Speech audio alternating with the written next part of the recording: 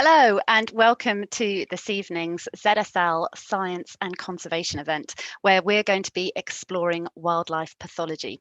My name is Charlotte and I'll be your host this evening, and we've got 4 fantastic speakers lined up for you. Before we hear from them though, I'd just like to run through a little bit of housekeeping and explain how you can get the most out of tonight's event. So I'm just going to share my screen with you once more and show you these 2 important pieces of information. We really welcome your questions during tonight's event. So if you've got a question for any or all of our speakers, please do send those questions in by going to www.pigeonhole.at/1826. That's www.pigeonhole.at/1826. There you'll be able to submit your question, but also see some of the questions being asked by other viewers, and that gives you the opportunity to upvote other questions as well. So please do this. It really helps us to see what are the most popular questions, what everyone really wants to hear about this evening, and we will be trying to prioritize questions that way and get through as many as we can. If you can't access Pigeonhole for any reason, then you can also use the trusted method of sending us an email instead. Simply send your email to scientific.events@zsl.org. That's scientific.events@zsl.org, and we will make sure that those questions get thrown into the mix as well. At the end of tonight's event, I'm going to be sharing this link with you. It's to SurveyMonkey, because we really welcome your feedback after the event. We'd love to know what you thought of it, what you enjoyed, what perhaps you think could be improved for future events, perhaps even ideas and suggestions for topics we could cover in the future. So please, after the event, do let us know what you thought by going to surveymonkey.com/r/ZSL event 4, but I will be sharing that address with you at the end of the event.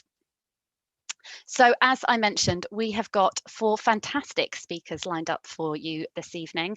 All of them work at the Zoological Society of London, ZSL, and they will all be talking about wildlife pathology. So obviously this will involve certain images. Some of them may not be to everyone's taste, especially if you're a little squeamish, if you don't like the sight of blood, but we will be warning you when these images are coming up later on. So by all means, feel free to turn away, close your eyes and just listen to what's being said if necessary. But I think you're going to find it absolutely fascinating. The first speaker this evening is Dr. Simon Spiro. Simon is our pathologist at ZSL. He has degrees in veterinary medicine and pathology and a PhD in virology. Previously, he has worked on developing vaccines for poultry diseases at the Pirbright Institute before undertaking a residency in veterinary anatomic pathology at the Royal Veterinary College. Simon is a fellow of the Royal College of Pathologists and a diplomat of the American College of the Pathologists, and he will be giving our key presentation this evening. So Simon, over to you. Thank you very much, Charlotte. And good evening, everyone. Thank you so much for turning out tonight to come and see this. Post-mortem rooms can be quite lonely and often secretive places, but I hope I can take the opportunity to show you that the diagnostic and scientific work that we do in them is important, interesting, and well worth the time and attention that you're giving us tonight.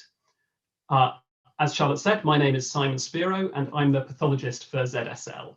I'm an anatomic pathologist, which means that I diagnose diseases simply by looking at them, either with my bare eyes, which we call gross pathology, or with the aid of a microscope, which we call histopathology.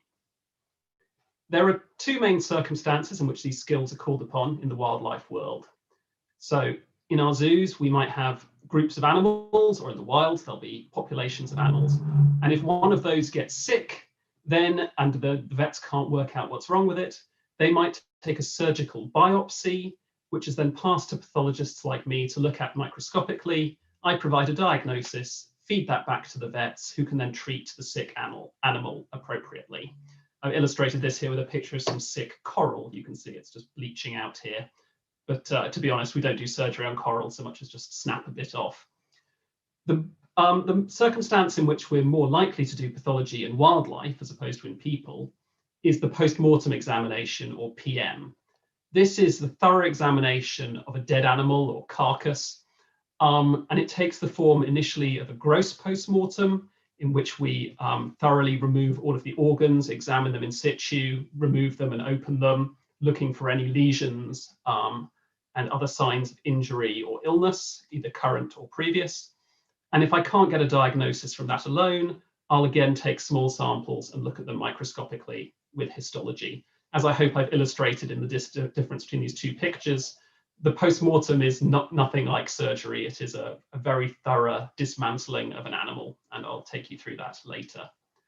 Popular culture has cemented the idea that the main role of the post-mortem is in investigating murders. And there is some truth in this, as pathologists obviously have an important role to play in the forensic investigation of crime. Before I joined ZSL, I investigated several cases of animal abuse on behalf of the police and RSPCA. And my colleague Tammy is going to talk to you later about her role in protecting endangered species from unlawful killing later. However, there's more to pathology than just crime. Our main role is in diagnosis, providing a definitive answer as to why an animal died. I like to joke that we're like the Supreme Court of diagnostics. We get the hardest cases and we get them right at the end when there's no one above us, no one who can tell us we're wrong. We also get to wear pretty snazzy gowns. So I'd like to talk to you, the best way to show you why pathology is important is to talk you through some case studies. So I'm going to start with this one. Now, every animal that dies in a zoo in the UK has to receive a post-mortem as part of our legal requirements. It's part of your zoo license.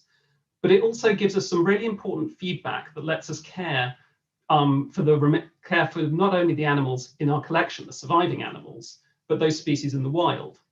So this is a nice example. This is a Montserrat oriole. It's a critically endangered bird, almost completely extinct in the wild. And we maintain a breeding population at London Zoo that we hope will one day be able to be reintroduced into their native habitat. Last year, one of these birds died of old age. So I, of course, gave it a post-mortem. And because it was such an ecologically important bird, I gave it a full microscopic exam, even though it looked completely normal. So just to show you what these things look like down the microscope, here is the brain of the oriole. This whole picture is about 1 centimeter across. It's a very small bird. And you can see here's the frontal lobe of the brain, the cerebral hemisphere.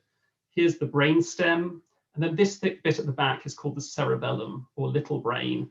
And that's involved in motor coordination, so movement. And if we zoom in on this cerebellum, you'll see that there are all these pink blobs throughout the tissue, these pink blobs inside the brain cells. Now, I recognize these pink blobs as things called Laphera bodies. And it's relatively common to find 1 or 2 Laphera bodies in the brains of older animals, but it's very uncommon to see hundreds, as you see in this case. The only time you do see hundreds is in a disease called Laphera disease, which usually affects very young animals and is very quickly fatal as they lose control of their brains and die, frankly.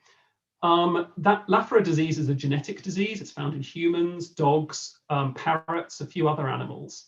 And you get it when you inherit 2 copies of a disease gene.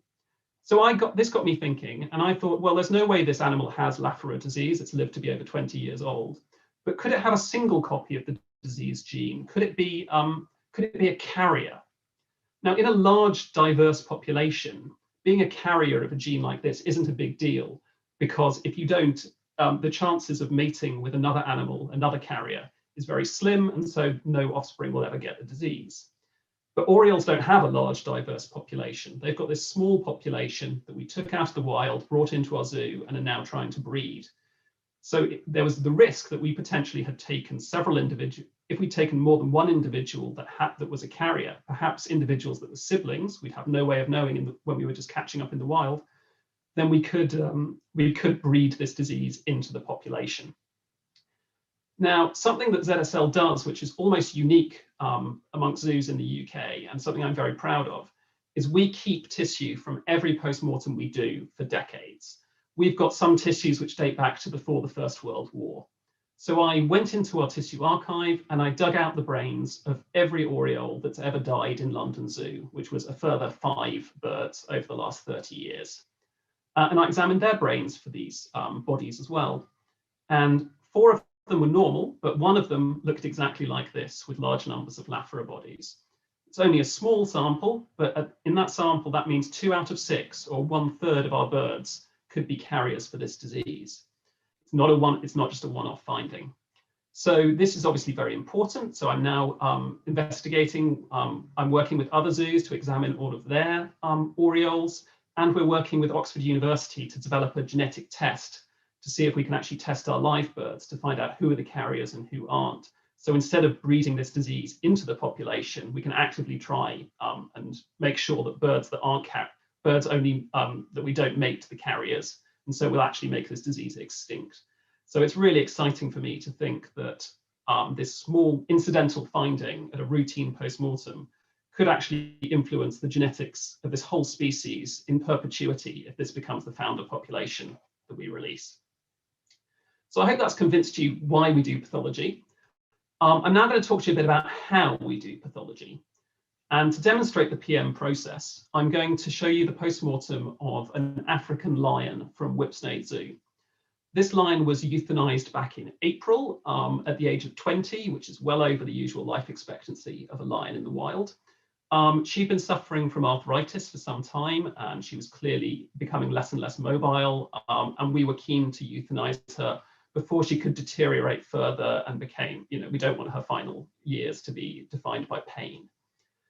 So something I will warn you before I show you these pictures, although our zoo animals are much loved and very missed, we don't give them open casket funerals. Unlike human pathologists, we don't sew them back together again afterwards. So you are going to see a very thorough process in which an animal is dismantled. There will be blood, there will be gore. If you think you might not like to see this, please just look away. And if you do decide you need to turn off the stream, I would ask you to please come back in 5 minutes or so when this is finished, because my colleagues' talks are going to be excellent, and I'd hate for you to miss out as a result. So this is our lion. This picture was taken within minutes of her being euthanized. And so we start the PM straight away while everything is still fresh. Unlike a human that can, say, lie on their back and sort of expose their thorax and belly, you see with this lion, the legs are sort of hanging over the body and are going to get in the way.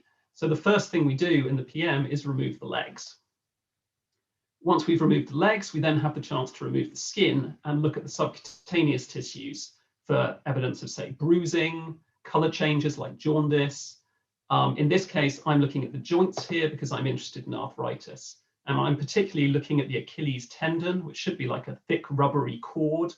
In this case, due to degeneration, it had actually turned to bone and had become completely stiff, which was likely to be very uncomfortable for this poor lion.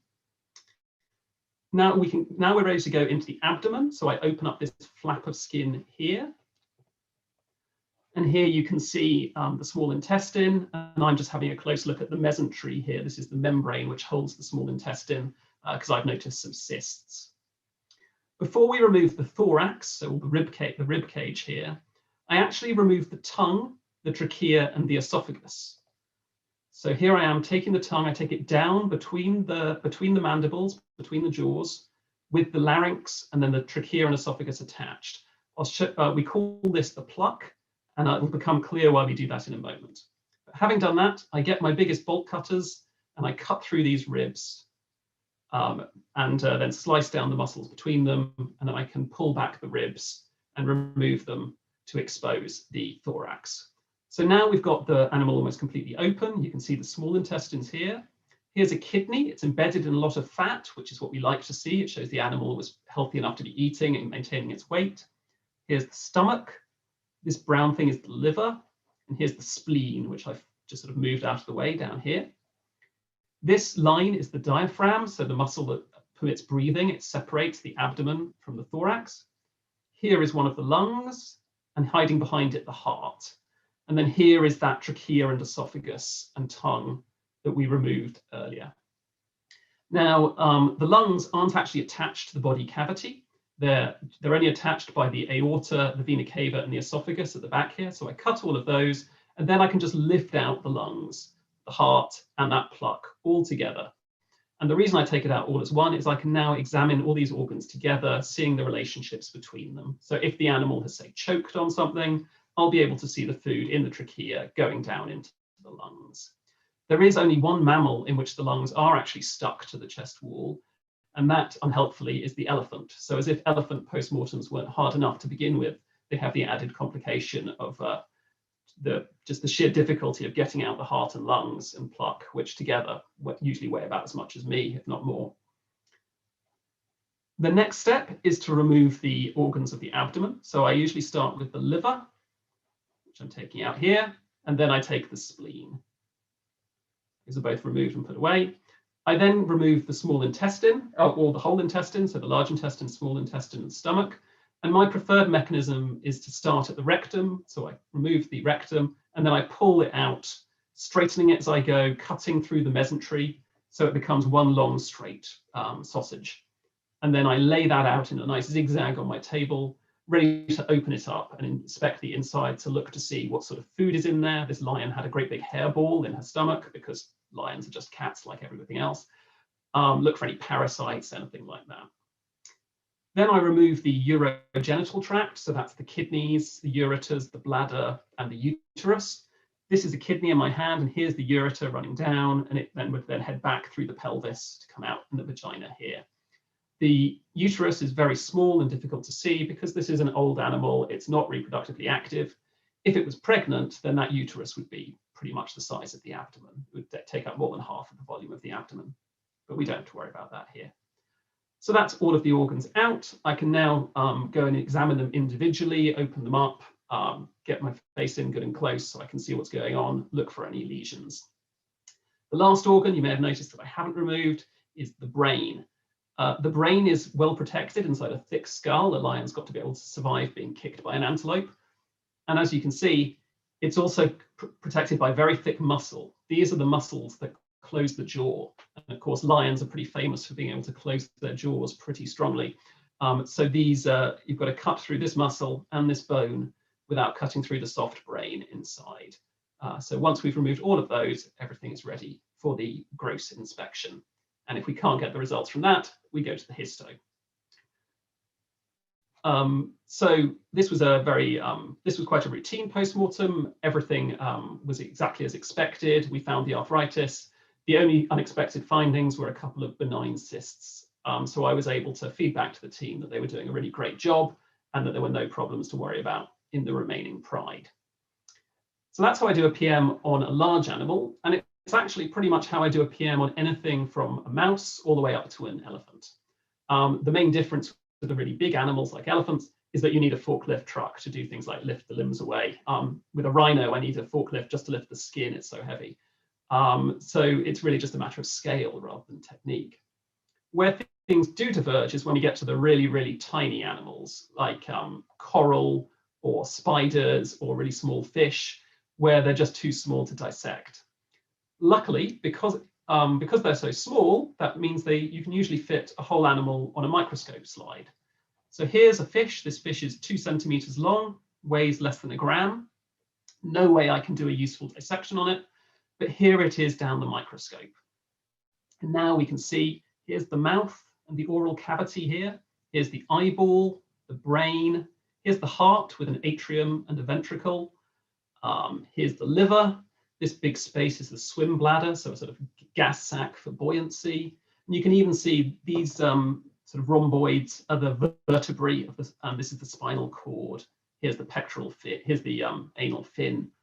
So you can see everything in exquisite detail. And with my microscope, I can zoom down to these to look at individual cells. So you can be very, you can really be very definitive in your diagnoses.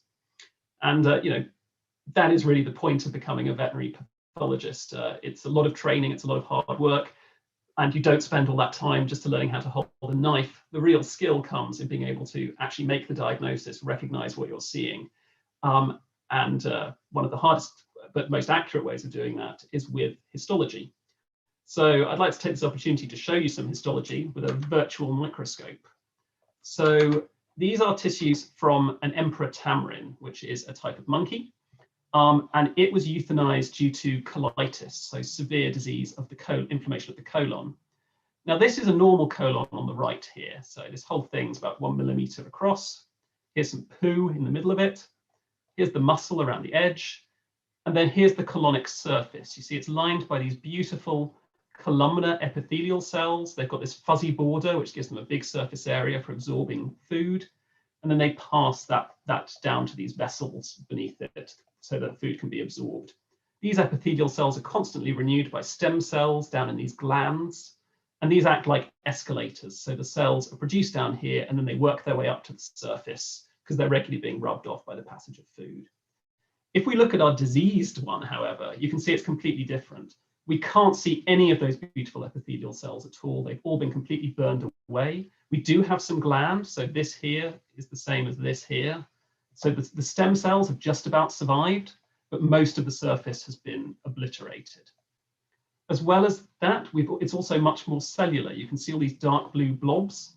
These are white blood cells. So they're here fighting off some sort of infection. So I look at this and I instantly know, well, this is a diseased tissue. It's necrotic, it's dying, and there's an infection because I'm seeing white blood cells coming to fight something. If you look here, we can actually see an ulcer. So this is a hole in the surface of the colon. It's got about halfway through the thickness of the wall. If this goes any further, it'll actually make a hole all the way through, and then the animal would die quite quickly because poo would be able to go into its body cavity. And if we look at the very edges of this system, you can see here's all the necrotic tissue where it's dead, and then this tissue is a bit more alive. So like a battlefield, we'll expect the invaders to be at the front. They've worked their way through all of this and they're going to kill this, so we'll find them around here. And if we zoom in, we can see the invaders themselves. They're a bit subtle, but once you get your eye in, I hope you'll see them. Whereas these white blood cells have got these dark blue nuclei, you might see these pink nuclei around the place, and you'll see these pink nuclei. They're at the center of these very large cells. They're bigger than the white blood cells, and they've got these white spaces in them, which are vacuoles, so storage space inside the cell. So these are single-celled invaders called amoeba. In this case, an amoeba called Entamoeba histiolytica. And a friend of mine calls these the liquidator. And I hope you can see why. They are literally liquidizing the colon as they work their way in. Here's some of them just facing, here's one facing off against a white blood cell. So these two are having a fight. And frankly, it looks like the amoeba are winning. Zooic animals are exposed to this parasite quite commonly because mice carry it, and mice unfortunately are quite common in our zoo enclosures, but they rarely become ill. When I examined the other tissues from this animal, which was quite elderly, I found that it was in the late stages of heart and renal failure as well. So it's likely that because it was debilitated by these diseases of old age, it was at greater risk of this infection. Nonetheless, we were able to use these findings to test the remaining living monkeys for amoebic infections and confirm they were all clean. And now we're actively looking for this infection so that we can be able to detect it and treat it earlier in our living collection.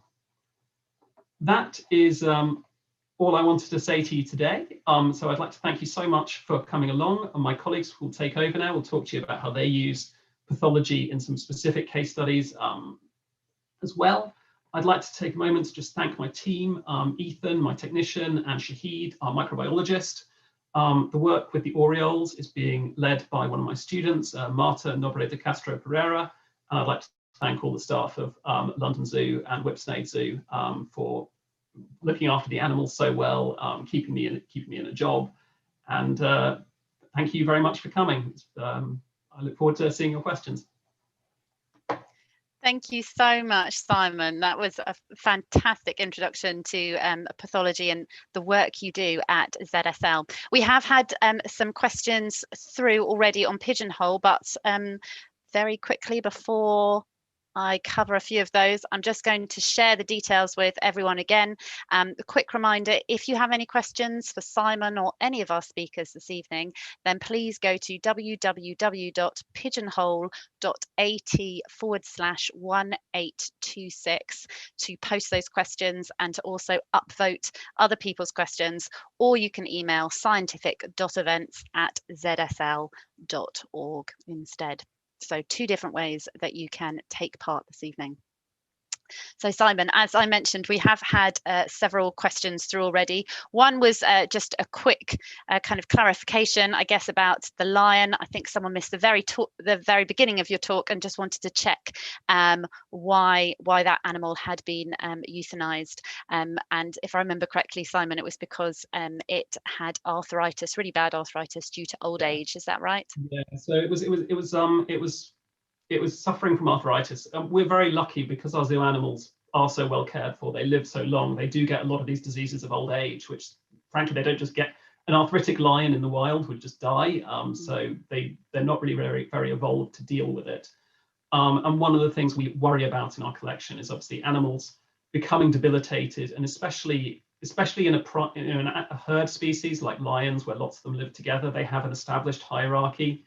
And if a previously strong animal becomes weak, that can really disrupt things and cause not just distress in the remaining animals, but it can cause infighting and things. So we do take quite an active approach to maintaining, the good of the group, as well as the good of the individual animals that might be suffering. Thank you.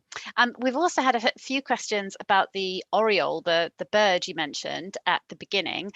One question that's had quite a few votes is, have your findings of Lafora's diseased orioles been published yet? Because this person couldn't find anything themselves and would love to learn more. No, this is all unpublished. This is work in progress. We've done a pilot experiment, which I talked to you about there. We've just got money to investigate more thoroughly, but I hope we'll have that published within the year. But these are preliminary findings, as it were. So if anyone else wants to go and investigate it, don't. It's mine. Brilliant. Okay, but it should hopefully it will be published in the future so that people can read more then. And we've also had a question which is incredibly popular, Simon. So I'm going to ask you now, rather than wait, make everyone wait until the end. Do you have any tips or advice on how to become a wildlife veterinary pathologist? This person is currently studying veterinary science and would love to know more and how they could perhaps get into it in the future. Well, there are lots of routes into it, and I think it's exciting that we've got such a variety of speakers today, because I think we've all got quite different backgrounds and can tell you about the different ways. If you want to do histopathology, so working with a microscope, there's pretty much no way around it other than doing a residency program, which is three years of postgraduate training, and then sitting exams to become either a fellow of the Royal College or a diplomat of one of the American or European colleges. But there's a lot of pathology that can be done grossly and from a scientific point of view. So Tammy and Becki, both vets who entered through a scientific route, doing and I'll let them talk to you about what they do. Rob is not a vet, and he's doing some pretty amazing work just with a scientific background. So that there are lots of different ways into it. It's very hard to say what the best way in is, because there are I know two other people in the UK who do this, right, who are qualified veterinary wildlife pathologists. So it's quite a niche area. But if you're excited about it and you want to do it, you should really work at it. I would always recommend, if you're interested in pathology and want to do a residency, you will pretty much never be unemployed. You may not get to work in wildlife pathology, but you'll get to work in something, and then you can usually do a bit of wildlife on the side and stuff. There's a lot. It's a great profession, whatever you do with it. Brilliant. Thank you so much. Well, as you mentioned, hopefully our other speakers this evening will also give people ideas as to how they might be able to get involved in pathology in the future. Speaking of which, thank you ever so much, Simon. We will bring you back later on for more questions towards the end of the event. But we're now going to hear from our second speaker, Dr. Becki Lawson. Becki is a senior research fellow at the Institute of Zoology at ZSL. After qualifying as a vet, she began working on the treatment and rehabilitation of British wildlife casualties and subsequently focused on disease surveillance and outbreak investigation of various conditions affecting terrestrial and marine wildlife species. Her current research focuses on investigating the impact of disease on free-living wildlife populations. Becki, thank you so much for joining us. Over to you. Thanks very much. I'm hoping you can see the screen. So that's my first triumph of the evening. Thanks so much for the invitation to be involved this evening. I am going to, over the next 10 minutes, take you step by step through the way that we've used pathological investigations to help us detect snake fungal disease, or SFD, as I'll refer to it, in wild snakes in Europe for the first time. And I'll just start off again with a similar note to say that, as the title suggests, this talk is going to contain multiple images of snakes and some images of external parts of post-mortem examinations. So, to get started, at ZSL, as you're already aware now, we have a particular research interest in wildlife health, and in large part that's because we're concerned about the threat that disease can pose to biodiversity. Tonight I'm going to talk about our work with a fungal condition against a backdrop of us being aware of two very important fungal conditions that are established as causing dramatic declines of vertebrate wildlife. And these are amphibian chytridiomycosis, which you may well have heard at previous ZSL events, and also white nose syndrome in insectivorous bats in North America. So my role at ZSL, I've been here for almost 20 years now and worked on wildlife disease surveillance. And as Simon mentions, for free-living wildlife, we often rely on conducting post-mortem examinations to do that. But I want to emphasize that surveillance is all about information collection for action. We hope that by learning more, we can address certain goals, such as how do we go about conserving biodiversity, how can we safeguard public health and captive animal health, how can we optimize wild animal welfare, and again, Tammy later may touch on documenting wildlife crime. Very briefly, to introduce snake fungal disease to you, as the name suggests, it's caused by a fungus, Ophidiomyces ophidicola, and that's why a more recent name for the condition is ophidiomycosis. It's only known to affect snakes, and it causes skin lesions to develop. I think you can see some evidence of thin crusting in this snake here. It first came to attention in the mid-2000s. It's been seen to affect a wide range of wild snake species, particularly in eastern North America, and in some of those species, it's a potential conservation concern. And so, to set the scene, at the time of the start of this investigation, SFD was known to affect wild snakes in North America, but whether it occurred elsewhere was unknown. So in Great Britain, we have three native snake species, the grass snake and the adder, which you're probably familiar with, and also the rarest smooth snake.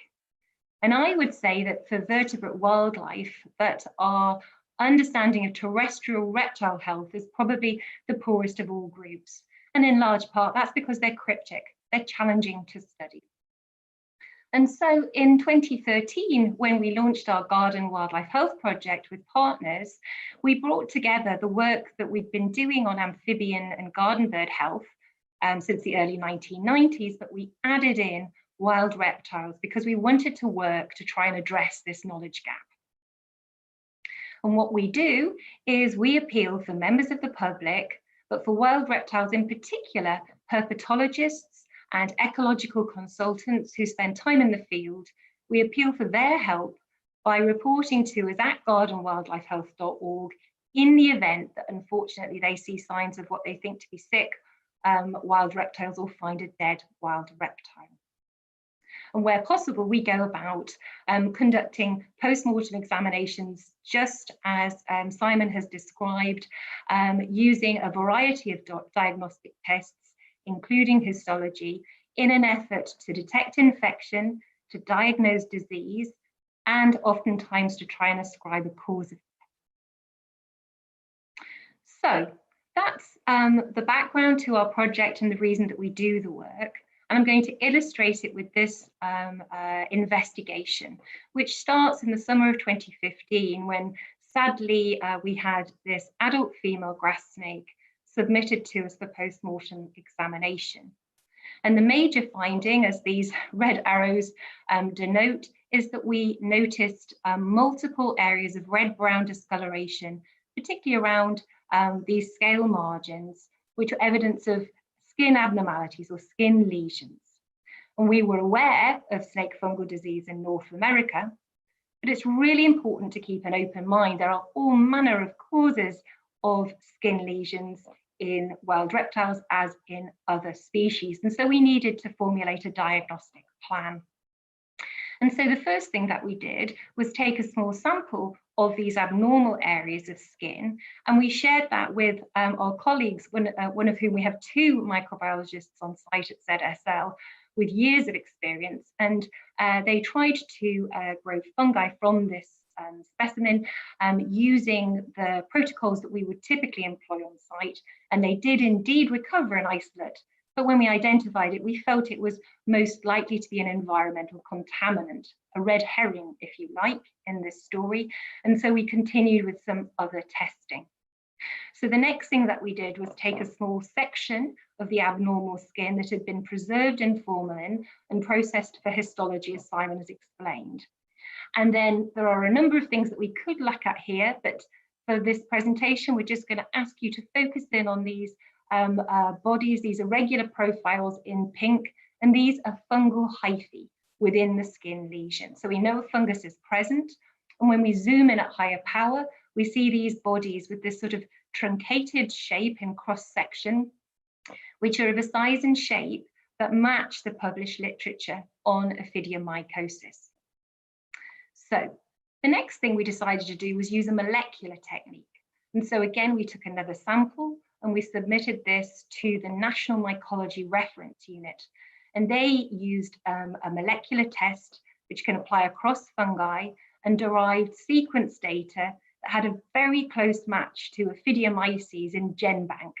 And that's effectively the online library of sequence available in the internet. So at that stage, we made the decision to contact Jeff Lork and colleagues at the National Wildlife Health Center in Wisconsin, who have done a great deal of research into this condition. And they very kindly offered to collaborate. And together we arranged all of the necessary permits.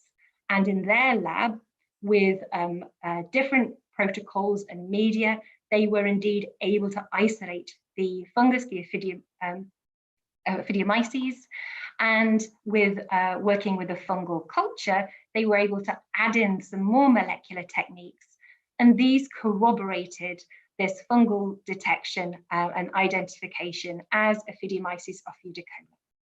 So this was our first confirmation of snake fungal disease in wild snakes in Europe. But obviously we wanted to learn as much as possible, as quickly as possible about this condition. And so the next step that we took was going to our sample archives. Simon's already emphasized the value of these. For our wildlife work, we have tens of thousands of archived samples on site. And so we went back and re-examined all of the snakes that we'd already conducted post-mortems on and looked for evidence of skin lesions, however small. So here in this image, you can see the tip of a pair of forceps and this area of brown discoloration, which we sampled for molecular testing. And we were also very fortunate to have collaboration with the Amphibian and Reptile Conservation Trust, who for many years had herpetologists submit to their reptile gene bank. And these are, when they're in the field, they find sloughed wild snake sheds and submit them. And we examined several hundred of these, one by one, looking very carefully. You can see, I hope here with the red arrows, an area of brown crusting, which could correspond to a skin lesion in the snake that shed this slough. And so we sampled these also. And what we did was bring all of this information together in this scientific publication, which is open access. So the information is available freely to read. And before I go on, I just want to thank all of the co-authors and the collaborating organisations involved. It's a real team effort. We were able to demonstrate disease in grass snakes with a spectrum from incidental, very minor skin lesions to quite serious disease. And using all of these sample archives, we were able to show that actually we detected the fungus with quite a wide range across southern England and into the east of England. And those positive detections dated right back to the start of our available archive. And that told us that actually this had been present for some time, but we'd missed it in the past. And when we look at the distribution of grass snakes, we can see that there's some overlap between the two. And very importantly, in collaboration with the National Wildlife Health Centre, we found that using genetic techniques, the European snake and the North American snake isolates actually fit in two entirely separate groups. And that's a very important thing to be aware of when we start to learn about the sort of global disease ecology of this condition. But there are many remaining questions. So I want to show in terms of the species affected at this stage, we don't know if the adder or the smooth snake are susceptible to this disease. So we continue to appeal for help, to report to Garden and Wildlife Health, and in the event that people find sloughs, put my teeth in, to report those and submit them to the gene bank. And so together we can learn more about the species that are affected by the condition. And at the moment we're working, Steve Elaine and his PhD, which is co-supervised by Dicey University of Kent and the British Trust for Ornithology. So Steve's PhD focuses on grass snakes, and he's working at a private reserve site in the east of England, and he uses these artificial cover objects to locate the grass snakes. And then when he finds them, he very carefully, quickly and adeptly captures them. And then he measures them, he weighs them, he examines them for evidence of skin lesions. And this takes a matter of minutes and is all done under ZSL ethics review. And in the event that he finds any evidence of a skin lesion, as you can see here, he takes a moistened sterile swab, rolls it gently on the surface, and we can use that sample for testing. And so as his PhD progresses, we hope that his work will help us answer questions such as the seasonality, the severity, the demography, and the impact of this disease on grass snake health. And finally, we need to look back. How long might this have been present? May it be endemic? Has it been introduced? And to look historically, we are just starting a collaboration with the Natural History Museum, who very kindly agreed to collaborate, so we can look at their museum specimens and see if we can ascertain if there's any historical evidence of the condition. So I can see I'm at 11 minutes. I'm sorry I've run over. I want to thank partners, funders, collaborators.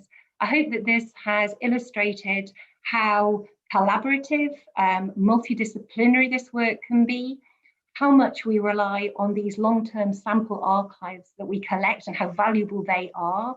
And finally, how really we can't do any of this work without the help of citizen scientists who get involved and report to us. So if there's anybody listening who's done that in the past, then I thank you. And I'd encourage you to take a look at the paper if you have any more interest or particular questions.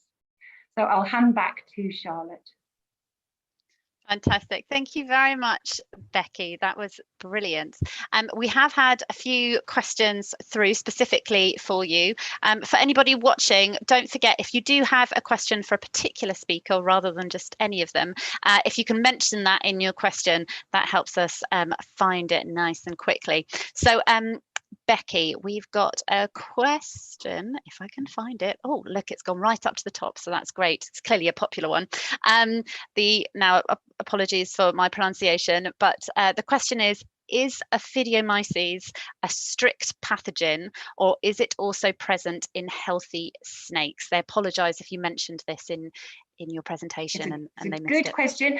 It's believed to be able to persist in the environment, so it may be partially saprophytic, and it has been detected on the surface using the swab and the molecular techniques of apparently healthy snakes in North America. as well as being detected from the lesions. So carriers can occur, and the importance that they have in the epidemiology of the disease, how much that's contracted through contact snake to snake, and how much it may be through contact environment to snake. These remain outstanding questions. And one more quick one for you, Becki. You mentioned that skin lesions could be caused by a variety of reasons. How did you detect that it was fungal pathogens in the sample archives and not another bacterial pathogen? So for the post-mortem, we could see with special stains the fungi that were present within the area of abnormal skin, and that had an appearance that was consistent with the Ophidiomyces. So we felt that that was the primary cause. And again, with all of the testing of the sample archive, we were using genetic tests that look specifically for Ophidiomyces. With skin conditions, it's very common to have secondary bacterial infections present, but we were looking for the Ophidiomyces, which is known through fulfilling Cox postulates to be the cause of snake fungal disease. So be very happy to be contacted with other questions along those lines if anybody wanted to email me, but I hope that that's sufficient an answer for now. That's great. Thank you very much, Becki. And please, everyone, do keep sending your questions in. We will try and get through as many as we can this evening. Okay, thank you. Thank you. Our next speaker is Rob Deaville. Rob is the project manager of the UK Cetacean Strandings Investigation Programme, or CSIP for short. The CSIP is a collaborative research programme responsible for the investigation of UK stranded cetaceans, marine turtles, and some elasmobranch species under contract to the UK government. Rob has over 20 years' experience in strandings response, recovery, and investigation, both in the UK and internationally. Thank you for joining us this evening, Rob. Thanks, Charlotte. Okay, hopefully that's working. Hi everyone. So by way of reintroduction, my name is Rob. I am a cetologist, so I'm taking a slightly different approach to this to the rest of my colleagues. I'm not a vet, as Sam has mentioned. As a cetologist, I study cetaceans, that's whales, dolphins, and porpoises. I'm going to talk to you tonight about the work of the UK Strandings Programme and focus in on one particular individual, which is slightly counter to what we do normally in science. We talk about lots of cases. I'll just talk about the one case tonight as a springboard to the work we do and also an illustration to a particular man-made threat that these species face. Oops. Okay, so just as background to the Strandings Programme, it's been running since 1990. Our funders on the top there, DEFRA, Scottish Government, Welsh Government, and then it's a consortium programme. I'm based at ZSL, but there are 5 other partners on the project. And there's a whole range of statutory, voluntary and educational institutions all involved in response to strandings around the UK, and we work very closely with all of them. And that's the way the programme has developed over the last 30 years in the UK. So this awful flowchart outlines the response to strandings that we have in the UK. You don't need to worry about that. Put very simply, what happens if you have a stranding event? We record what is it, where is it, can we safely access it? Because quite often they're difficult to get to. If they are accessible, we then recover the body, take it back to one of our post-mortem facilities around the country. And one of ours is at the Institute of Zoology at ZSL. And then we carry out a systematic and forensic post-mortem examination, as shown here, not this speed normally, to generate a cause of death. And then from that, we try and learn more about the threats these animals face around the UK. And if they do face man-made threats, what can we do about those man-made threats? And that's the central driver for the programme. So we'll go back to our case. And before I move on, actually, I should mention in terms of context, over that 30-year period, we've had around 16,000 strandings in the UK and around about 4,500 post-mortems. So quite a broad area of research in terms of cetacean investigation in Europe. So on the 6th of October, reports began to come in of a humpback whale sighted in the Thames, and it's behaving unusually, morbidly. So it's swimming quite slowly, listing to one side. This is a picture taken by our colleagues, British Divers Marine Life Rescue, showing the flukes coming partly out of the water and then the animal listing to one side. And over the course of the next 2 days, there were multiple sightings around the outer Thames estuary region and then past the QE2 bridge. This bottom picture shows the dorsal fin of that humpback, and you might be able to make out there are some white marks on the leading edge of that dorsal fin. We'll perhaps come back to that later on in terms of what may or may not have caused those. And unfortunately, the whale was then found dead underneath the QE2 bridge on the 8th of October, so around about 2 days later. We work very closely with a number of agencies around the UK. One of the agencies we work very closely with in London is the Port of London Authority. The PLA recovered the body, which was by no means an easy task. Lots of logistical effort to get it from where it was under the QE2 bridge to where it needs to be. It was then transported to a facility in Essex for examination by our team, and then subsequent disposal as well. So as everyone else has said, just as a heads up warning in advance, this next slide certainly contains a number of images which people might find upsetting. By its nature, pathology does contain a lot of red. So just a heads up warning, this slide will certainly cover that in detail. So before we get into that, whale post-mortems are complex, logistically demanding events. And that's been illustrated for me personally by this Christmas period. We had a mass landing of sperm whales on the northeast coast. This is a picture from response to that mass landing. Animals can be very difficult to access, difficult to get to, difficult to work with. When you're working with a 30-ton animal and close to 100 tons of animal across the beach on a wide area, things get very complex very quickly. So they have different sets of demands compared to working in a lab in the safe, dry, warm environment. Now, in this instance, to go back to our humpback whale in this case, the first thing we can say is it was an 8.37 meter juvenile female humpback whale.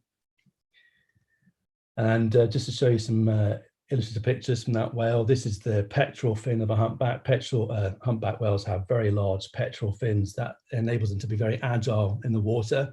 And you can probably see on the leading edge of this pectoral fin some barnacles growing off there. And I'll show you a close-up again of some more of those barnacles, just an illustration to why they're cool animals. These are goose barnacles growing on the underside of the head of that humpback whale. And these are quite characteristic. You frequently see them on humpbacks when they strand, and obviously in the wild as well. Now, this animal hadn't been recently feeding and it was nutritionally compromised, i.e. thin. So this shows the blubber layer removed from one side of the animal.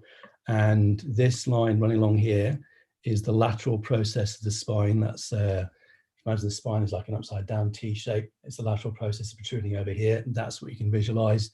Normally that's buried beneath the muscle layer. And so we got significant muscle atrophy or wastage of the muscle layer on the back of the animal and on the underside of the animal. So it had lost some condition. The top image here shows one of the stomachs. Cetaceans, generally speaking, have 3 stomach chambers, and this is the first one, completely empty, evidence of recent feeding, so it hadn't fed for some time. And the bottom picture shows part of the intestinal tract opened up with quite an extensive parasitic burden. The parasites occupied a large part of the intestinal tract, so we believe that intestinal burden was probably significant in relation to the overall condition of the animal. There are also linear lesions along the dorsal fin, which I pointed out earlier, and also on the ventral tail flukes. This is my colleague Kata, who was the attending vet on site with us that day. And we believe that those linear lesions potentially evidence of historical anthropogenic interaction, potentially with entangling material. Unfortunately, humpbacks as a group are actually quite prone to becoming entangled in gear, or potentially also historical vessel interaction in terms of the marks on the dorsal fin. So possibly man-made lesions, but these had healed historically. The main and most significant finding, however, was a really extensive set of injuries around the top and the underside of the head. So what I'm opening up here is that actually isn't the mouth. This is a large gash, if you like, along the underside of the head. Essentially this region here, there was a longitudinal fracture on the right mandible. So all the way down the mandible here, being split open. And then you've got this very large extensive wound, which we can see as I'm opening up here. This is part of that mandible in cross sections. My colleague Mike holding this, we've taken out a section and opened it, and you can see a lot of the mandible is actually missing, caused by that impact, giving away again what might have happened here, causing loss of that tissue, extensive hemorrhage in some of the areas that we looked at, and also some blood clots visible. within the fractured mandible, which indicate the animal had been alive when these injuries occurred. And the bacteriology, and we got back to our lab, took samples that proved unrewarding. The animal was fairly autolyzed, decomposed. So with the larger animals, you have to really get into them fairly quickly. As I think Simon said earlier, there was a post-mortem interval here of a couple of days. So the animal was fairly decomposed, and we had post-mortem overgrowth in terms of the bacterial culture. Now, we get onto an area that I'm not totally familiar with, so I'm going to refer to my notes. I am not a histopathologist, unlike Simon. I am a cetologist, just to emphasize that again. But I'm going to try and walk through slowly what I understand the histopathology showed us, and I'll just try and explain that to you as best as I can. So we're going to look specifically at the injuries to the head around the mandible.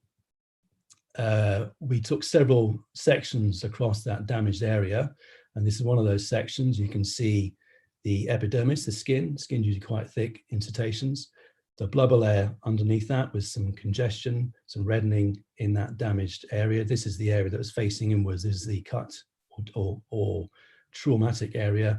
Underneath that is also some muscle layer as well. So we take that whole lesion, send it off for histopath, as Simon pointed out, and then we get back images like these. So possibly lost partly on the right-hand side of the screen. Over here is the epidermis. Underneath that is the fat layer. And then over here is the muscle. And these black arrows show where the torn areas were actually sitting. This is our cut area.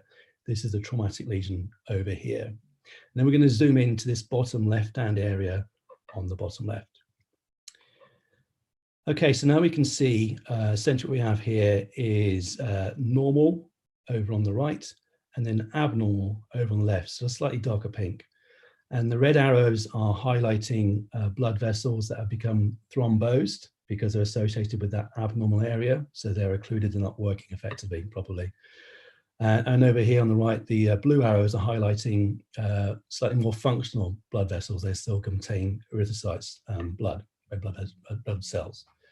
And again, we're going to zoom into an area over here as well in more detail. I think it's just this area here.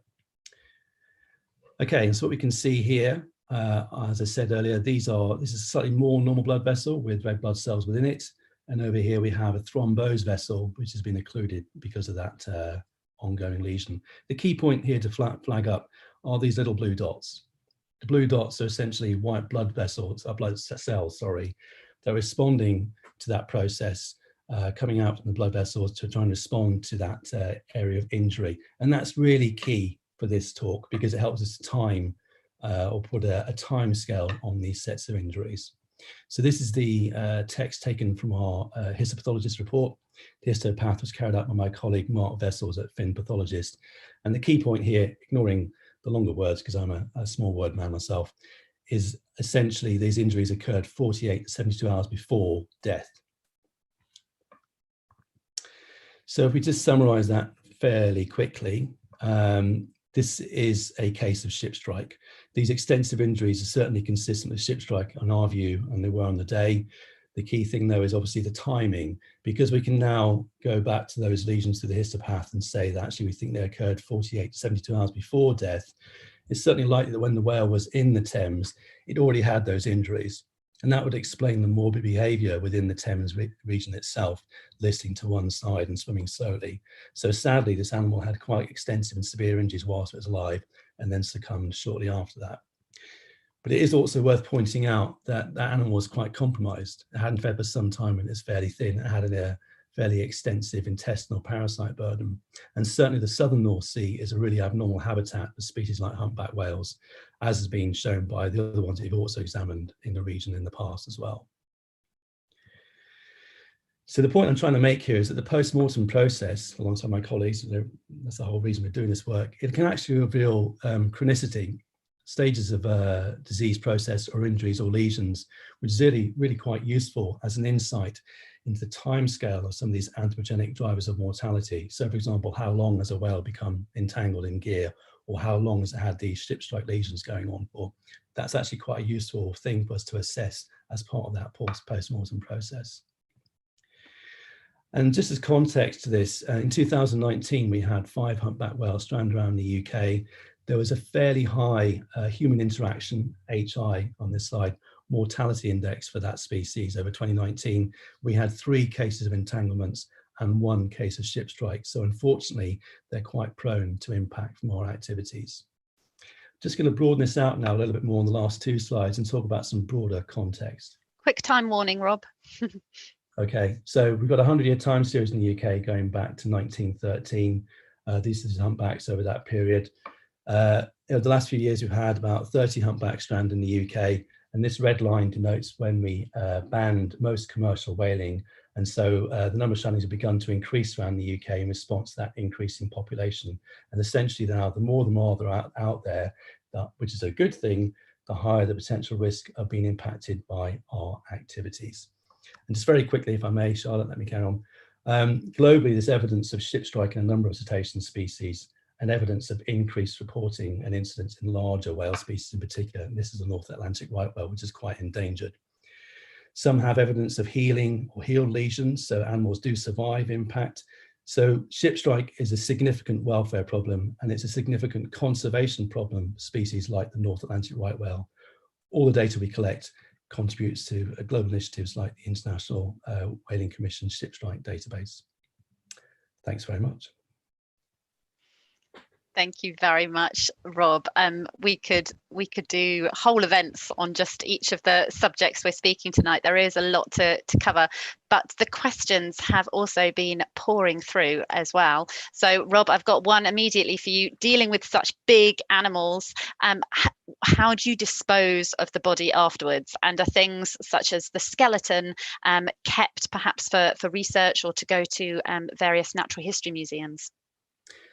Thankfully, it's not my job to dispose of these things. There's a term in the UK called royal fish, which means it dates back to a statute from the 13th something or other, and it means it's a responsibility of the landowner in terms of disposal. So unfortunately, with that mass running event over the Christmas period, it was somebody's headache to look at 100 tons of whale. And yes, we do collect a lot of material from the examinations. We're interested in how they live, not just how they die. A lot of the skeletal material we've collected in the past has gone to the Natural History Museum or the National Museum of Scotland to try and inform research around their lives, not just their deaths. Thank you. And this is probably going to be tricky to answer quickly, but we've also had a question through asking whether you're finding, because you mentioned that the program has been running for some time now, are you seeing more evidence that pollution and human interference is becoming an increasing problem in cetacean strandings, or is there not really but much of a change over time?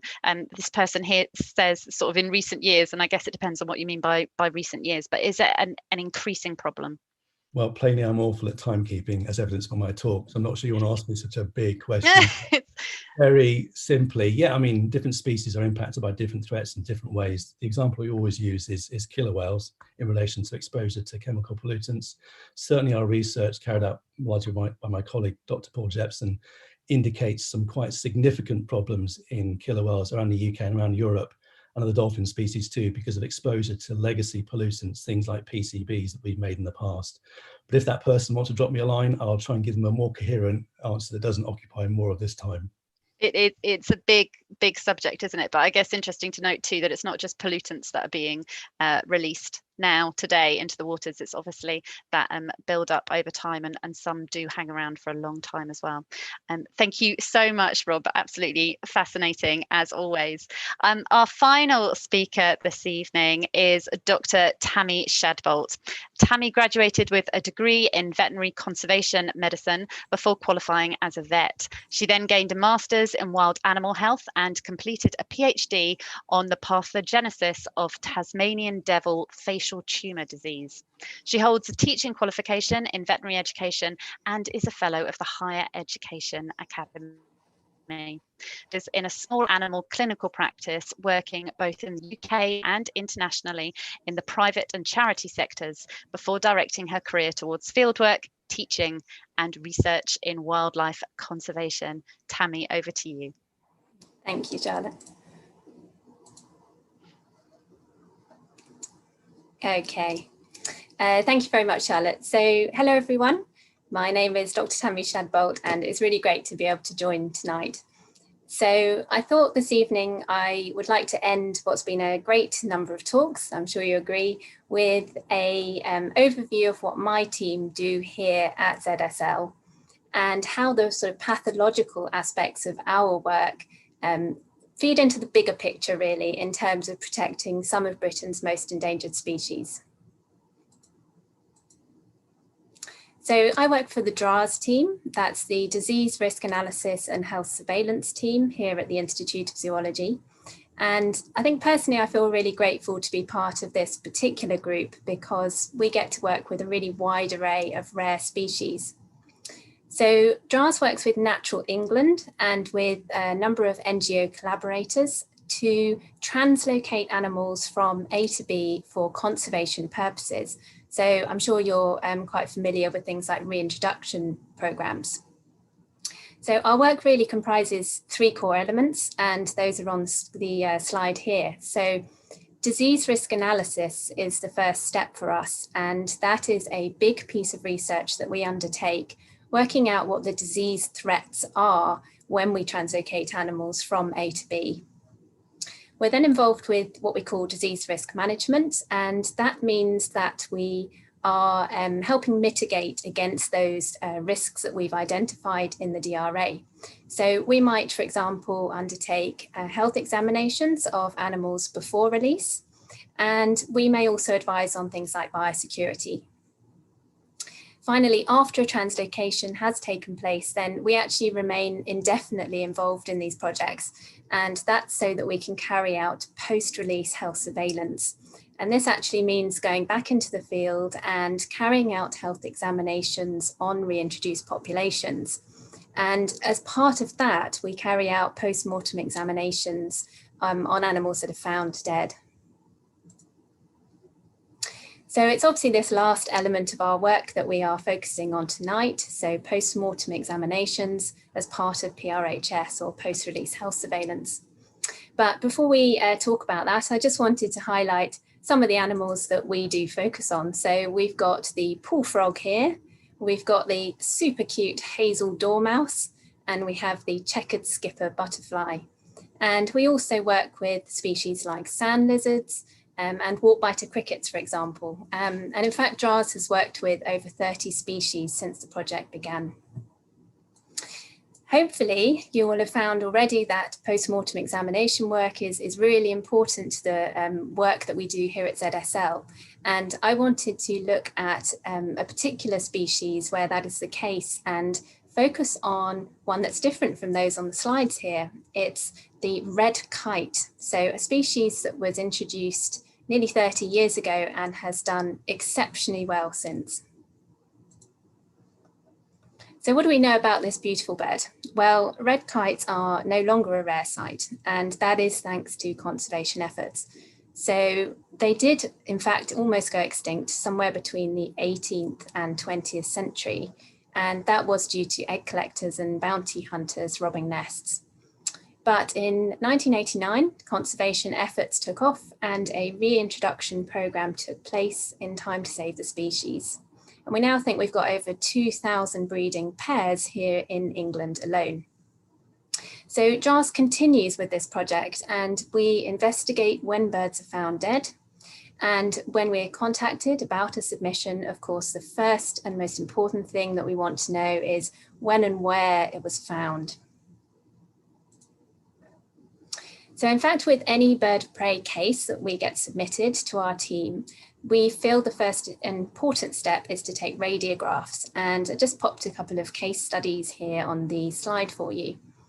So in this first image here, the red arrow is pointing to a fairly obvious fracture through the radius and ulna of the wing of the bird. But some of you might also spot there's a fracture here through the tibia tarsus of the bird.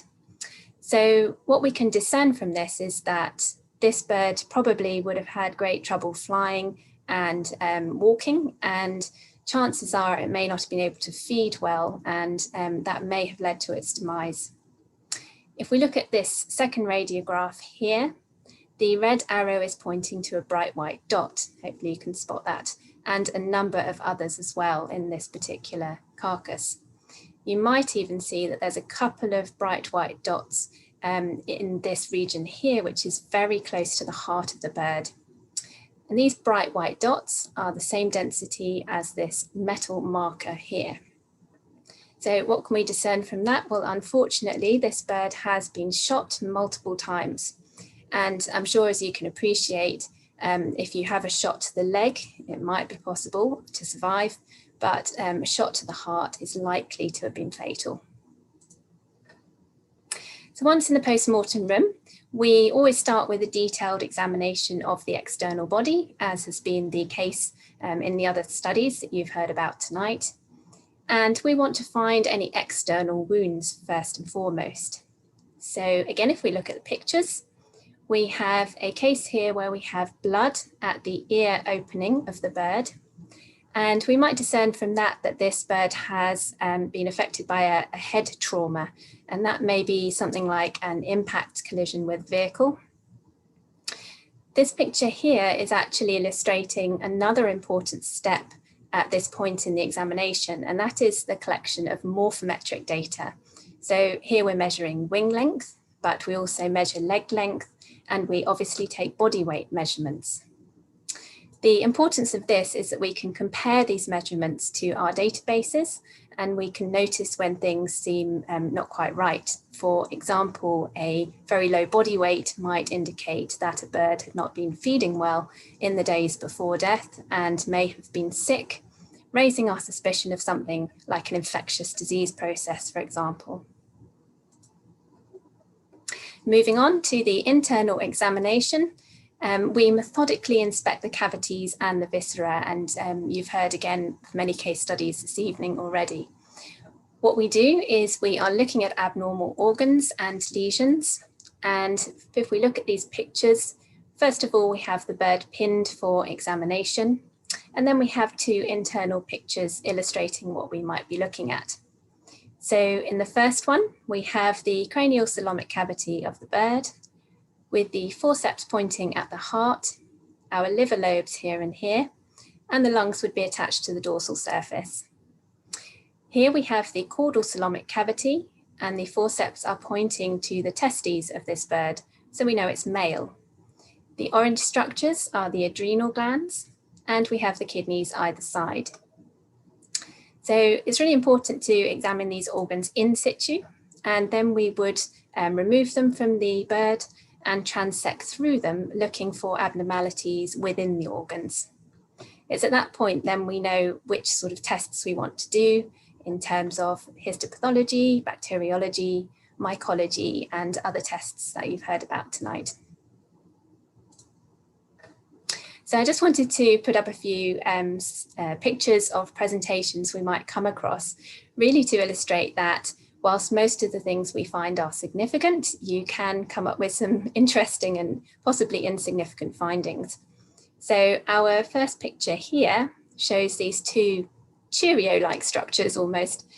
These are in fact rubber rings, and they are used in the castration of lambs. So we can tell that this red kite was probably scavenging on lamb testicles that have dropped off in the field shortly before death. Now these structures are found in the ventriculus of the bird and probably aren't causing a problem, so possibly an insignificant finding in terms of the demise of the bird.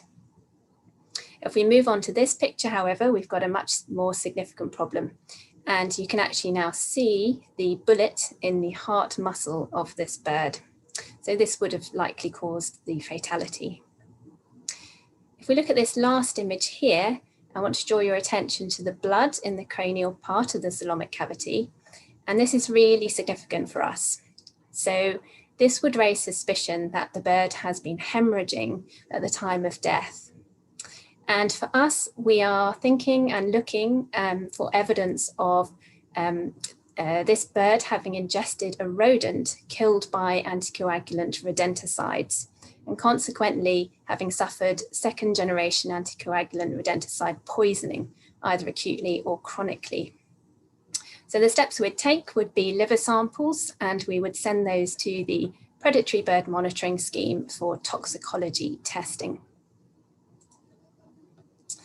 So in that latter case, it's a good one to highlight. The predatory bird monitoring scheme laboratories were able to confirm that that red kite had particularly high levels of second generation anticoagulant rodenticide residues within the liver tissue. So in fact, a total level above 100 nanograms per gram is considered toxic. And this particular bird had a value of 1,138 nanograms per gram. So our conclusions were that scars had certainly contributed to the death of the bird. Now, while this tells us something very important about the demise of this individual, it kind of goes further than that. What we do is we monitor these levels in red kites over time, and we can build up a picture as to whether these poisons are affecting population numbers. Now, a bit of a shocking statistic, but research has shown that up to 90% of red kites have some detectable liver scars residues. And really our ongoing work is to find out the significance of that.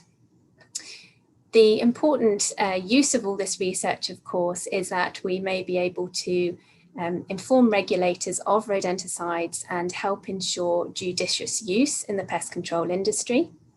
And more than that, to generate awareness of the conservation impacts of using these chemicals and hopefully influence policymakers to help further conserve this beautiful bird for the long term. Thank you very much for listening. Thank you so much, Tammy. A brilliant talk to finish up on. We have had a few questions through already for you. One of them is about red kites in general in the UK, and whether you're aware of the biggest cause of mortality in this species. I'm not sure if that's something that kind of comes into your work, or if you're always looking more at the individual animal. I mean, actually, the rodenticide poisoning is a significant problem. It does remain one of the biggest threats, and also, unfortunately, some gunshot injuries as well. We do also the types of poisoning. So, yeah, I would say poisoning and shot, unfortunately, are still the big cases. Thank you. And there's also a question which came in earlier, but possibly you'll be able to answer, no problem if not, but we had a question asking what level of success rates does wildlife pathology generate in tracking and prosecuting poachers? I'm not sure if that's something that you'd be able to comment on. I mean, it's a great question. So it would be one for our collaborators, actually. I don't have figures to hand myself for that, but what we do is we work very closely with a number of wildlife crime investigation teams. So at Natural England and RSPB, to name a few. And yeah, so our work feeds directly into that. We supply the post-mortem information and they would take it further. So they would be the people to speak to about that, probably. They might have an answer to that, but really nice to sort of highlight your work with other organisations, and as you say, how your work then feeds into all of that as well. Thank you very much, Tammy. Please do keep sending your questions in. We've got about 10 minutes left, and so we are going to bring back our other speakers as well, because I've got a few more questions that one or more of you may be able to answer. One of the questions we had was asking about the difference between captive and wild populations. So thinking about the same species of animal, but the sort of pathologies that you see in the captive population compared to the wild population, and whether that differs a lot. I'm not sure if any of you possibly tend to focus on one or the other rather than perhaps studying both. Well, I do a bit of both. So I'd say one of the things that as I said before, one of the things you see in the zoo population that you just don't see in the wild so much is diseases of old age. So that's I think a sign that we're doing something right as a zoo, but obviously things you need to work on. But there are some diseases that will be exacerbated by being in zoos. A lot of them, thankfully, are incidental. So something I find very commonly in my histology is anthracosis, which is soot in the lungs. So these poor animals living in London, and all of us as well, have this soot accumulating, but it doesn't cause any disease. It's completely insignificant. Where there are significant sort of, I think probably the thing that we find is the most significant in terms of zoo-associated disease comes with penguins that suffer from a fungal disease called aspergillosis, and this is because obviously in Antarctica it's freezing cold and very windy, so there's not many fungi, but when you bring them into temperate climates, fungi can become a problem. And we're actually doing some work at Oxford at the moment. We think we've identified the genetic basis of this. We found this sort of evolutionary step that's made them susceptible. I say we, the Oxford have done it. They're doing great work there. A guy called Steve Fidderman. But we're working with them to help investigate that in our own penguins. And we hope that we might even be able to breed penguins to actually be able to survive. Well, obviously they survive, but do much better at these temperate climates. So that's just some examples of differences. Thank you, Simon. We've got a few questions through which are probably more for particular individuals. One in particular, Becki, refers back to, I think if I'm no, actually it might be you, Simon, actually. I can't remember who was talking about Lafora disease. Was that you, Simon? Yes. Sorry. So somebody here said they saw Lafora disease in Alexandrine parrots in Australia, and is there a correlation between the species? So I know it's been diagnosed in humans and in dogs and various parrots and sheep.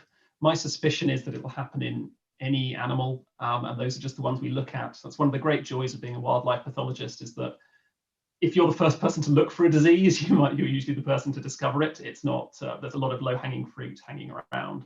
But I suspect any animal that has the laforin gene, which is pretty fundamental to protein degradation. So most mammals I expect will have it, and birds and potentially even lower vertebrates will have it. So yeah, I wouldn't be surprised. Thank you. Rob, I've got one for you here, talking about policy changes.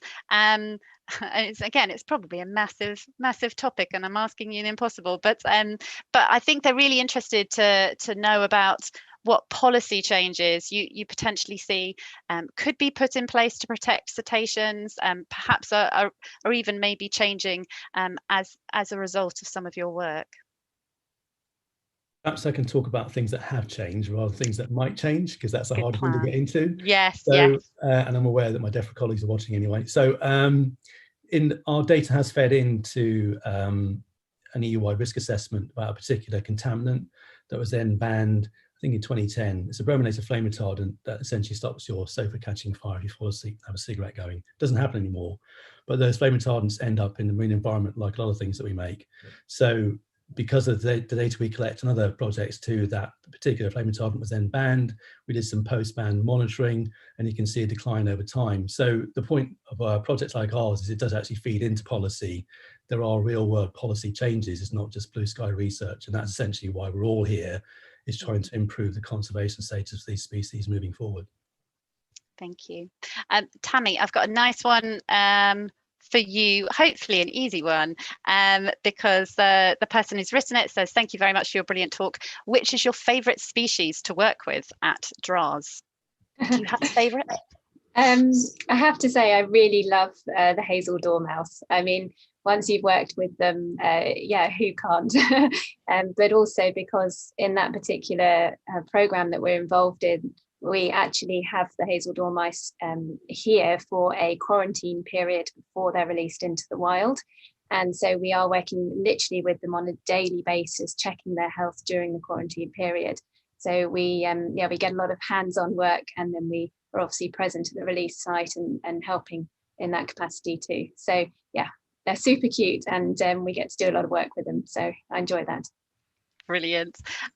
Simon, I have another question, I think probably for you, asking about cephalopods and how difficult is it to do postmortems on animals like this, as they have very few bones or cartilage? Yeah, I've never done a cephalopod. I would love to do one. We don't actually have any at zoo anymore, but I've done a bit of histology on some occasionally, which is difficult. I adore invertebrate pathology because it's so alien. Most of my training was on mammals with a bit of birds, and then you can sort of extrapolate. Fish have got hearts and guts and livers like everything else, but then you get something like a coral or a cephalopod, so a squid or an octopus, and it's just whole new organs you have to learn, and then you have to work out what does this gland do, and things like, in spiders, the brain is wrapped around the esophagus, so sometimes they can eat something that's too big and stab themselves in the brain, and it's just sort of, it's like being at the first day of vet school all over again, just having to learn things from scratch, which is why I love this job, but it's so challenging, and mostly sort of lowering expectations for what you might be able to diagnose. I think it's a really important point that for wildlife, because of the range of species we work with, you've really got to get your eye in, and it takes some time to establish what normal looks like, and that speaks to the measurements that Tammy was talking about, and to build up a picture of the seasonality and the different conditions that affect these wild animals, so that we can gather a feeling for what's endemic, what's established, what we expect to see. And then once we have that familiarity, when we spot something new or novel, we can decide if it's emerging and if it's something we need to focus our investigations on, because it may be important for one of many, many reasons. But understanding the anatomy and the physiology and recognizing what's normal is the first step, and that can take some time and effort. So it's a really interesting question, and thank you. We do have a question here which is the most popular currently. I'm not sure if any of you will be able to answer it, but I will ask it just in case.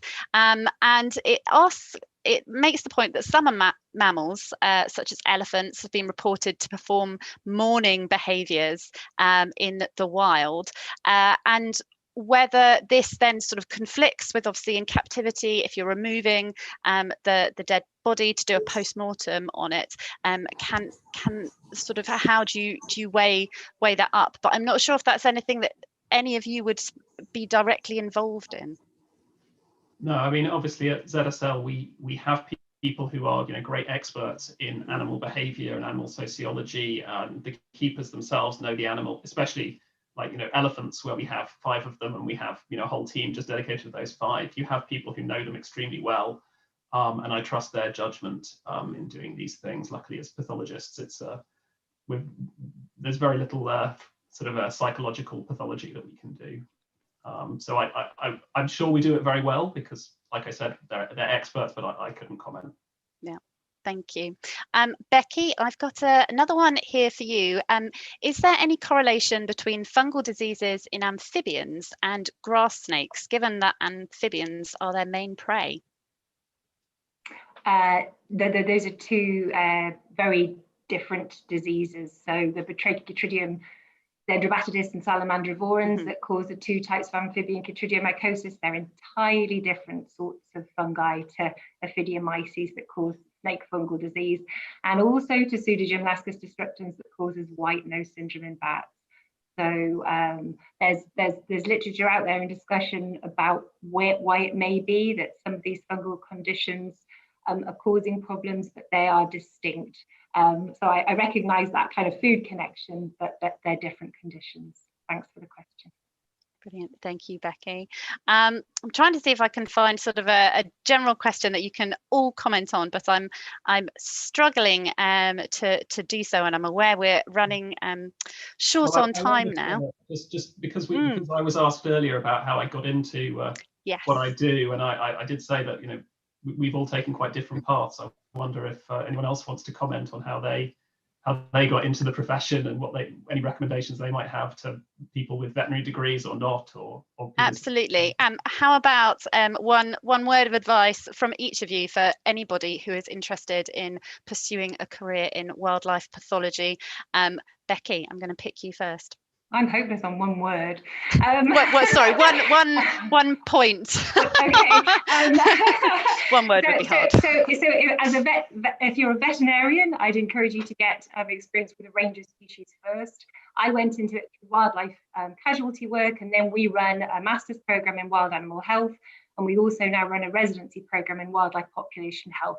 So I'd encourage you to, once you've established your clinical experience, to look at the range of training opportunities that are out there and signpost you to the residency programme that Simon mentioned. I certainly wish that I'd done that. So there are a number of different sort of formal training qualifications available now. Brilliant, thank you, Becki. Rob, perhaps, you know, a different path to take, not going down the vet route. Any words of advice? That's tricky. Marine mammal science is very, very competitive, as every other areas too, but there aren't many jobs around. What I've said to students before in the past that ask is there are 2 mailing lists that you can join in on. There's one for Europe called ECS All, and there's one for the global audience called MARMEM, and there are internships that come up on those occasionally. And I think that's the way to get your foot in the door, is to get experience, get to meet people, put yourself about a bit and just get to know people. And if you're easy to work with, it can happen. I know people out where it has happened. So if you want to get into a career, it is really worthwhile. Just pursue it and give it a go. Fantastic. Thank you, Rob. And finally, Tammy, any words of advice? I think be true to yourself, I think would be my advice. I was probably one of those rare students that actually undertook my school work experience at an environment organisation before I decided to follow the vet path. And I knew that I wanted to keep coming back to it. And so I did, with the various degrees that I managed to do along the way and extra training. And here we are. Fantastic. Well, thank you all so much for taking part in this evening's event. Your talks were absolutely fascinating, and we've had a lot of questions through. I'm just sorry we haven't been able to answer them all, but I think it shows how much interest there is in this area of work. So thank you very much. I'm going to share my screen one final time just to remind everybody of what we would like you to do next, which is complete our Survey Monkey form. So please do go to www.surveymonkey.com/r/ZSL event for your feedback and comments are really important to us. It helps us to improve and to also think of new topics and ideas for content in the future.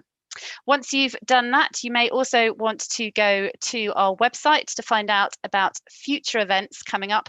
There was a question asking about how you can be notified about these events. On that webpage, zsl.org/science/events, you can sign up to our email list, and then you will have monthly reminders and never miss another event. But with future events in mind, do look out for our next Science and Conservation event on Tuesday, the 9th of February, where we'll be discussing citizen science and conservation. And then we've got an extra special one-off event for you on the following week on Monday, the 15th of February, where we will be talking about island conservation. So February is going to be full of brilliant events for you to take part in and watch. And obviously, while you're on our website, you will be able to find out more about our scientific and conservation work, as well as finding ways that you can get involved and donate and support our work too. And of course, there are ways to become more involved, such as becoming a ZSL fellow. So lots of information there for you on our ZSL website. But for now, thank you again so much for joining us this evening. I do hope you enjoyed it and that we see you again soon. Goodbye.